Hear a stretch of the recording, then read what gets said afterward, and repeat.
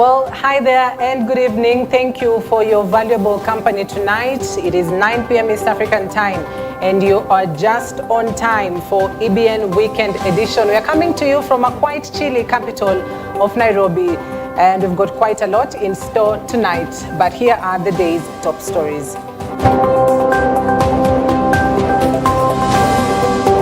Weatherman predicts more rains in parts of the country for the month of January, even as other areas will record dry spells. Junior secondary school intern teachers threaten to strike ahead of schools reopening over delayed contracts renewal. Police in South B investigating the mysterious murder of a woman last seen alive on CCTV footage.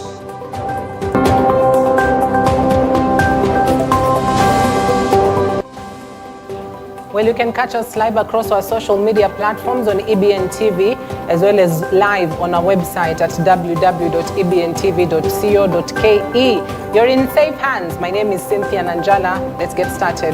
Now, not good news, as industrial area police officers in Nairobi are investigating the brutal murder of a woman who was killed by her alleged boyfriend in a rental room at Al Maruf Airbnb in South B Street. In addition, investigators have arrested the suspect of the murder, who is being detained at the industrial area police station. Exclusive CCTV images were available to show what happened, and which is among the things police are continuing to investigate further. Kachukua hizo samples, kila kitu ikachukuliwa. Msichana alidungwa kisu kwenye pacha, na ambapo ilisababisha akavuja damu mingi, alikata vein ya kwenda kwa roho. Ndio maana ilisababisha kifo chake cha haraka na hatungemwokoa kwa sababu alikuwa amevuja damu sana. Kesi inaendelea, tunataka kujua kiini ya huyu muuaji ni nini. Na kwa nini alifanyia huyu msichana mapenzi baadaye akamuua.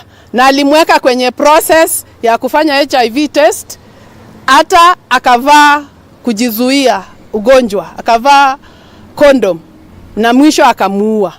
Maybe he's a serial killer. Walijidunga ili kuitelefiana na uchunguzi. Na ningetaka pia kuambia wenye wana hizo manyumba za BNB Nairobi, wachukue stakabadhi za wenye wanakomboa hizo nyumba, wajue ni mtu wa wapi, ni mtu wa aina gani. Well, that is a developing story that police are keeping tabs on, and as soon as we get the latest details, we will brief you on that. The conflict between trainee teachers of lower secondary schools and the Teacher Recruitment Commission, Teacher Service Commission, TSC, is likely to disrupt educational activities across the country if teachers continue with the plan to strike next week. The teachers have warned President William Ruto against disobeying court orders in the case against the continuation of their training contracts. The teachers have accused the government of what they term as discrimination, vowing to take legal action against the TSC CEO Nancy Macharia. When the court ruled in his favor to become president, the courts were good. When the court ruled against BBI in his support, the courts were good. But now, the courts are bad, and we hope he is not going to tell TSC to disobey court orders that affect TSC or that affects teachers. Teacher, among the ones that their contract expired on 31st December, should report to any working institution or working station as a teacher as of 8th of this month. We are also requesting teachers to shun from being or from succumbing to intimidation and coercion from sub-county directors who are being misused by TSC without any official notice. If there is money to employ these permanent and pensionable teachers, these teachers who graduated the other day, if there is money to employ them on PNP, that means there is money to confirm these intern teachers. If TSC does not employ teachers, then it should be dissolved, or we are given their role as the TSC. Otherwise, we shall soon be requesting EACC to investigate the CEO, Dr. Nancy Macharia, on the process or the role of MPs in employment of teachers. Bungei was paid to allow people to demonstrate on the housing levy under payment, which is this government that pays a certain group of people to demonstrate and then denies another group to demonstrate that doesn't require payment. We do not want to be paid to demonstrate. It's our right. And it must be granted to merge subjects that do not match in anything. For example, the ministry has resolved to merge computer science, business, and pre-technical. I teach mathematics. How do I teach computer? You can't be retooled within a week or 3 days. Somebody reading what they do not understand even, just reading the papers, and they say they have trained. What's that training? As learners prepare to reopen schools for the first term next week, the government has been urged to increase capitation to enable smooth operation of junior secondary school. Now, the Kenya Primary School Heads Teachers Association, KEPSHA, in Laikipia East, led by the representative Peter Ndumia, spoke after an exercise to award Equity Bank Wings to Fly scholarship to needy and bright learners in Nanyuki, and say that the capitation allocated to schools was not enough for schools to operate normally. He said that the competency-based curriculum CBC was a very critical learning system that Kenyans were embracing, adding that without proper funding, areas that required practical learning could be halted. Na pia kwa ushirikiano wa Ministry of Education ambapo tumefadhili wanafunzi kuenda kwa masomo yao ya shule ya upili.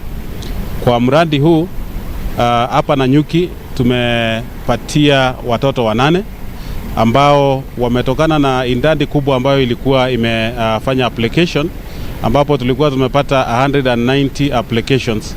Now ukiangalia kwamba wale wanafunzi tumechukua 8 wametoka kwa wanafunzi 190 wale walikuwa wameapply hapa Nanyuki. Now that is the same case in the country. From the 1000 there were quite a number who had applied, but tuliweza kuchukua 8. Wale tulitembelea katika manyumbani mwao 30, 20 were very needy.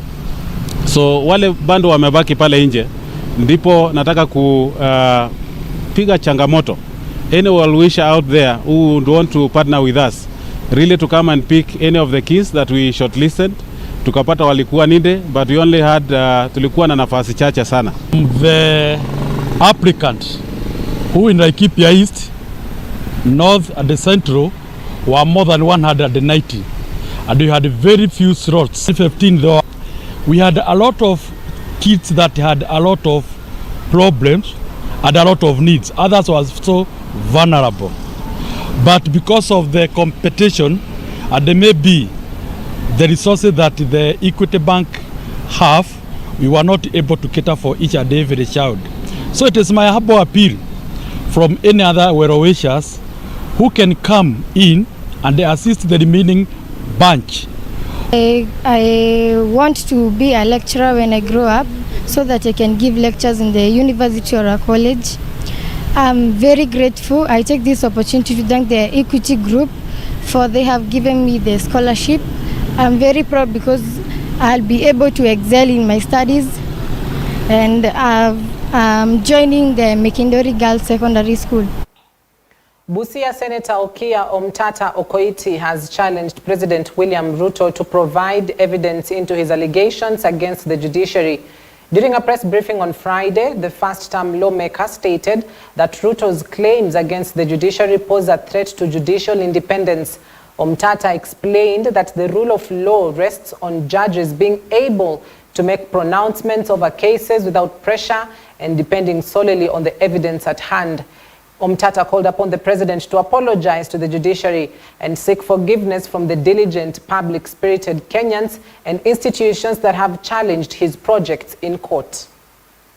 The allegations the president has made are grave and strike at the heart of Kenya's constitutional order, because judicial independence, upon which the rule of law rests, requires judges not to be subject to pressure and influence, so that they are free to make impartial decisions based solely on fact and law. It is therefore an equally grave matter if the president does not have any evidence to support his alarming allegations. And from the look of things, he doesn't have an iota of evidence against the people he has accused of engaging in bribery. Otherwise, he would have handed the lot over to law enforcement and thrown the book at them. He would not have presented himself before the public as a comical contradiction on two unstable stilts, spewing fire and brimstone through his mouth, but flailing his hands helplessly, hanging by the skin of his teeth onto an incoherent and pro-imperialist development agenda for National Assembly Majority Leader and the Kikuyu MP Kimani Ichung'wah has revealed plans by the state to stamp out corrupt officials within the judiciary, while acknowledging that the judiciary has been operating optimally and within the confines of the Constitution for the most part. Ichung'wah decried the presence of a small number of corrupt officials within the institution whose corrupt dealings are tarnishing the reputation of the judicature. Additionally, the Kikuyu MP criticized the corrupt judiciary officers for allegedly overstepping their bounds, suggesting instances of judicial overreach in cases where the government believes proper legal frameworks were established. That recently, when we spoke about challenges that bedevil part of our judicial system, you spoke out even in your tweets, even calling on an institution like LSK, where you once served as the chair of LSK, that we must all be open to the truth if we are to fix the problems in this country. Part of the reason why we are in the trouble we are in is because of past cases of state capture and corruption in our country, including corruption in the judiciary. And I thank you, Paul, because you have not shied away from stating facts as they are, that we got to a point where even part of our judiciary system was captured by the former regime. And if we don't deal with those issues today, we may think it's challenges between government and those in the judiciary or those who are in court with government. But the dispensation of justice is critical to us even as individuals in this country. And I thank you, Paul, because you have not shied away to call a spade a spade. Those who are corrupt in the judiciary must be called out for corruption without undermining the independence of the judiciary. And let me finish by emphasizing that we have no intent at all in undermining the independence of the judiciary. But matters touching on corrupt judicial officers, including corrupt members of the bar, lawyers who are members of LSK, and I want to challenge the chairman of LSK today to be as bold as Paul Mwite when he was chair LSK, to call out those of his members who are engaged in corruption, because they are the conduits of corruption within the judiciary.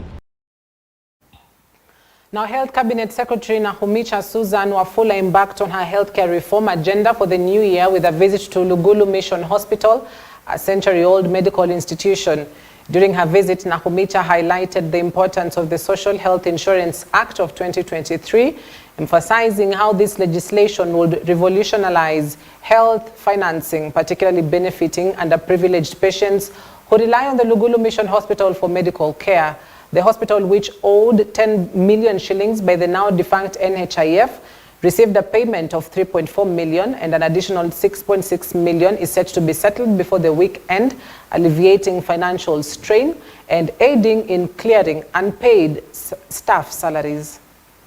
Released 3.4 million for Lugulu. So si alikuwa amesema hajalipa mishahara for 2 months. Hiyo sitatosha kulipa mishahara ya wafanyakazi. Na inunulie wagonjwa chakula, si ndio? Na inunulie wagonjwa dawa. The balance, we have also agreed with the CEO of NHIF, by end of this week, he's going to release 6.6 million. Kwa afya, sisi tumeendelea na mipango zetu. Unajua kuna zile sheria 4 ambazo tulipitiza. Na hizo sheria tulipitisha ili tuhudumie mwananchi wa chini kabisa. Kuna watu wameenda kotini, wametuchelewesha. Na sijui kama wananchi wanajua, unajua kwenda kwao kotini, tulikuwa tumesema NHIF tutoa 500 ikuje 300. Sasa wamedelay. But najua hii Januari koti ikiclear hiyo maneno, tutaweza sasa kuambia wananchi wale walikuwa wanalipa pesa ya chini ya 500 shillings waanze kulipa 300 shillings for it. We feel very, very privileged. Lugulu has been here for a long time. Actually, we are more than 100 years old. And as you look around, the facilities are not where they are supposed to be. I'm glad that the minister is going to look through, is going to look around, and to help us to move Lugulu to where it is supposed to be. There is so much to be done. We are determined to do it, and I believe with God's help, this being a faith-based hospital, there nothing stands in our way. The sky is the limit. Lugulu Mission Hospital is one of the best performing faith-based hospitals in Bungoma, na kukuja kwake hapa ni kuleta uwiano wema kati ya the national government na mashirika za kibinafsi. Kwa hivyo waziri, kukuja kwako hapa leo, sisi tunajua wewe ni mama mchapakazi katika serikali hii. Tunajua kwamba kufika kwako hapa Lugulu Mission Hospital inaenda kubadilika. Now to a sad story where Amin Mohamed Alawi followed his usual routine on Wednesday night, visiting a Nyali restaurant in Mombasa with friends. However, after his outing, the 28-year-old mysteriously disappeared, leading his family to launch an extensive search effort. Unfortunately, this marked the last time his family saw him. Let's listen in. Tuko hapa kuhusu ndugu yangu hapa alichukuliwa na ameshikwa na serikali. Alikuwa anaitwa Amin Mohamed Alawi. Alikuwa hapa Nyali. Alikuwa na marafiki zake wote wakalalishwa chini, wakachukuliwa yeye. Sasa mpaka sasa tumetafuta station yoyote, police station wote ya Mombasa, hatujapata habari yake mpaka sasa. Sasa tunaomba serikali, wao ndio wako na nguvu na mkono mrefu. Sasa tunaomba watusaidie tupate ndugu yetu. Huu ni ndugu yangu damu sasa, na hawa wote familia yake. Kila mama huyu hapa, mamake huyu hapa, mamake na babake huyu hapa. Familia yote yako hapa, familia yote hapa. Wanangojea. Tunataka tusaidiwe tu, tunataka kujua kama ako na makosa, tuambie makosa yake na apatikane. Hii ndio muhimu. Kama ako na makosa, atapandishwa mahakamani, si shida. Muhimu ajulikane yeye kwa wapi. Sasa hii yani ampotea tangu tarehe 3. Tarehe 3 saa 3:30 usiku. Mpaka leo hii tunatafuta kila mahali. Sasa tunaomba serikali atusaidie kwa sababu sisi tumeshindwa. Tumeingia kila mahali hapa. Usiku 3 hata mama hajalala analialia. We are praying kwamba Amin ataweza kupatikana. So we are calling upon the Inspector General, the DCI, we are calling upon the government iweze kutusaidia tuweze kujua kuhusiana na kupotea kwa kijana huyu. Ikiwa alikuwa amefanya makosa yoyote, basi achukuliwe hatua, aletwe police station na aweze kushtakiwa. Na ikiwa ni wahuni walimchukua na wamempeleka mahali, pia ni jukumu la polisi kuweza kuinvestigate, kwa sababu mtu anapopotea ni jukumu la polisi pia kuinvestigate. Well, indeed, we do hope that police will be investigating the matter so that the family can have some peace. Now, at the Kinoru Stadium in Meru County, the clergy with other Meru leaders and the Meru residents have held a requiem mass in honor of the late Meru blogger Daniel Muthiani, also known as Sniper. The area was under tight security as residents viewed the body after the casket arrived from Maua Methodist Morgue. Some suspects were arrested and arraigned at the Kiambu Law Courts. Hii maneno inaendelea kwa mitandao inaelekea wapi? So hiyo ndio ombi langu na ndio naomba, kwa sababu mimi kwa mfano niko hapa siku ya leo. Mimi ndio naitwa Nchamba Mbidhi. Na mmeona kwa mitandao, watu wengi wameona kwa mitandao vile nimetangazwa, mahali nimekamatwa, mahali niko nini. Mimi ninaomba kama kuna mahali kama mimi niko na anything to answer about hii maneno ya Sniper. Mimi naomba siku ya leo niitwe hapo, niende hapo kama ni kwa DCI ama criminals pia na wanasiasa wale ambao wako against the county government leadership wanaweza chukua take advantage, waanza kupiga ama kushika watu wa serikali pia, ndio ionekane kama hao ndio wako na makosa. Kwa hivyo tungeomba serikali investigation, na security pia ya county government ya governor na timu yake iwe enhanced. Well, allow us to take a quick breather, but when we come back, we've got quite a bit on the other side, including matters road safety. Stay with EBN Weekend Edition.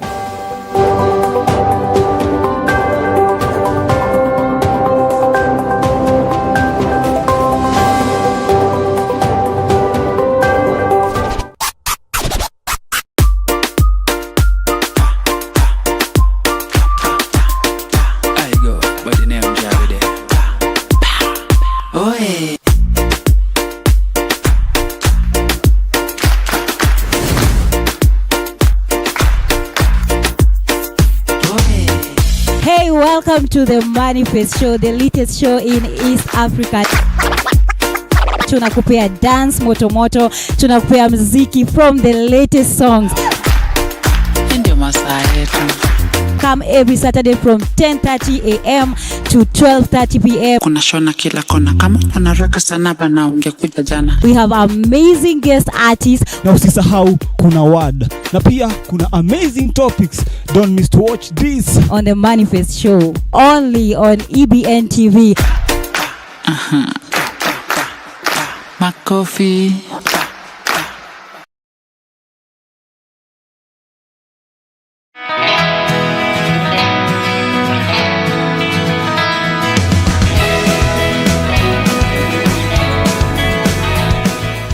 Every Saturday from 8:30 a.m. But we should not be afraid to interpret scripture. Get to know the story behind the Bible.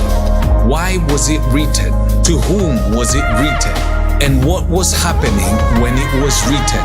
Understand, get to know, learn how to properly interpret the scriptures so that you're not deceived. In the book of Revelation, and we have started to enter into the happenings because these are things that are going to take place hereafter. Join Pastor Felix Kevoy and his team as they go through the different books of the Bible and give you the theological interpretation of the same. At the very introduction of the book of Revelation, the book lays clear what is contained in here. Every Saturday from 8:30 a.m. on The Theology Show, only on EBN Transforming.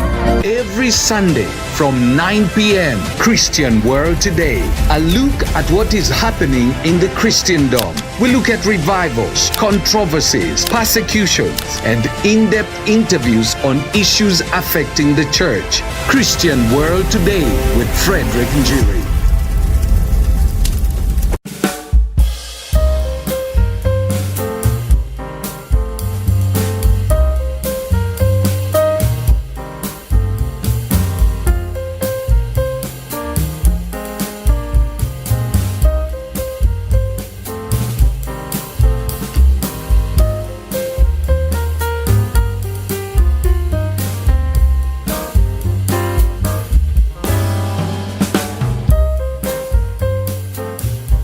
This is EBN TV, transforming your world.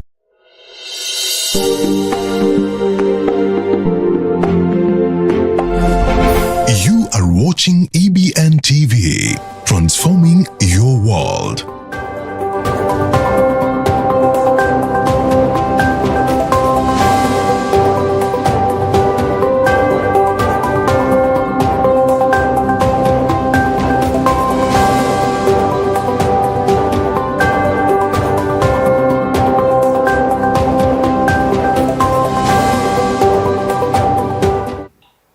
Welcome back. Thank you for staying with us. The National Transport and Safety Authority and the National Police Service Commission have initiated a search against unworthy road vehicles along the Thika Superhighway prior to the opening of schools in a way to reduce accidents on the road. According to the Commissioner, Sarah Koki, a number of drivers have been arrested for the last 2 weeks for the lack of essential permits to drive vehicles. Koki has called on drivers to be careful during the road trips and ensure that all vehicles comply with standards needed to avoid frequent accidents.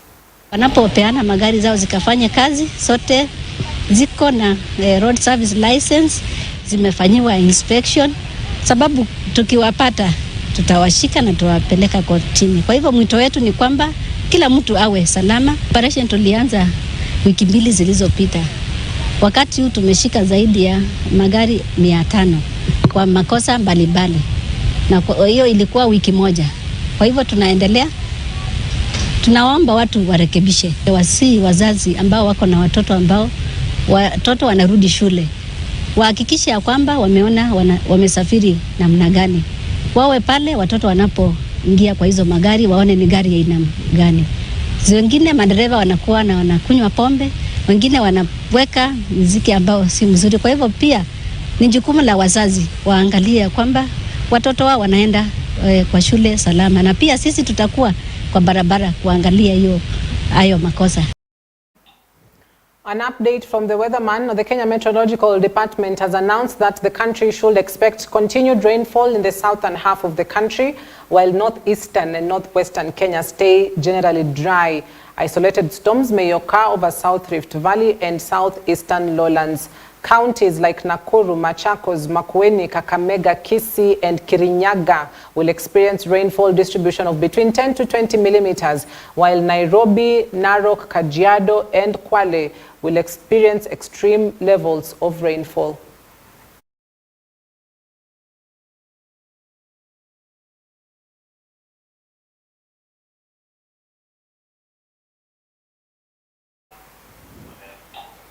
Now, if you're within Nairobi County, you might have noticed some rainfall and some parts that have flooded as well. Well, the weatherman says this could be expected in the next couple of days as well across various parts of the country, but other parts will be dry, meaning no rain at all. That includes northeastern and northwestern part of the country. So that weather update brings us to the end of our broadcast tonight. Thank you so much for keeping us company. I hope you have a wonderful night and a warm night for that matter. My name is Cynthia Nanjala. Blessed weekend ahead.